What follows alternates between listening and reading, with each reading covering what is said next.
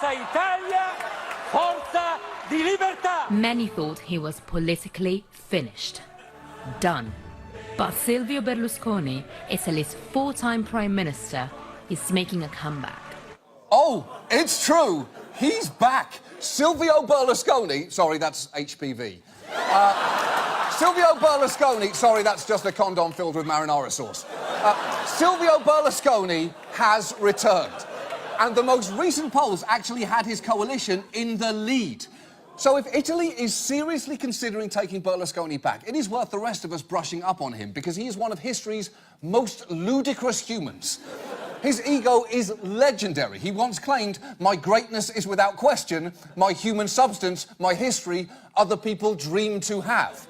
And in the years that Berlusconi was in power, he built a quasi-cult of personality around himself, perhaps best exemplified by this campaign song from 2008.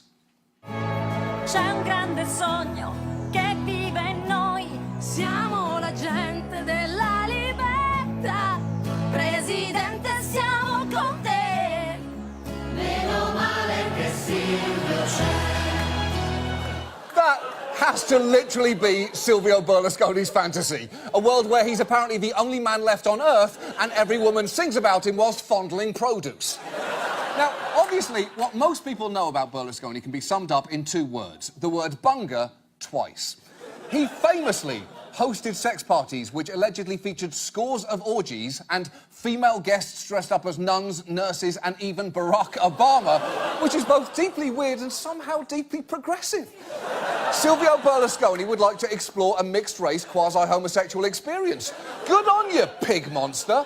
But that is just the beginning. He owns a stake in TV channels, some of which have broadcast shows that have been criticised for their coarse content, including literally treating women like pieces of meat. But that's not all. He also owned a football team called AC Milan, but couldn't even talk to their players without getting weird. When are you going to introduce me to your wife? Just to see her. I'm old.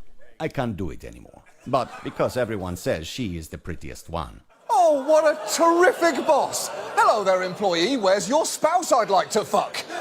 Don't worry, I'm too old to fuck her now. Otherwise I would, though. We're having fun, aren't we, paid subordinates? We do have fun.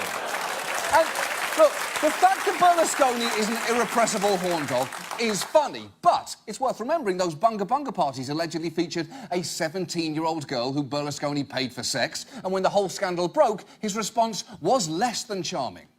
Da sempre io conduco una attività ininterrotta di lavoro. I have always worked with no interruption. And if it sometimes happens to me to see the face of a beautiful girl, I say better to like girls than to be gay.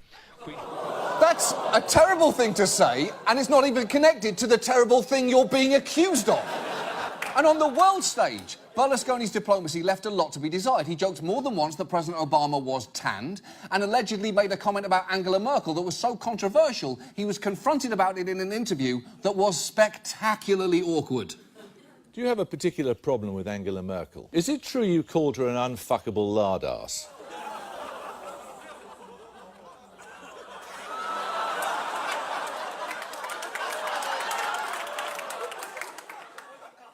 Non arriverei, io non ho mai. I would never come. I have never I have never in 20 years of politics insulted anybody ever.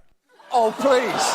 Please, Silvio, your words say no, but your face, silence, and history of human interaction say si. Si. And by the way, someone who looks like this should never say a thing about anyone else's physical appearance.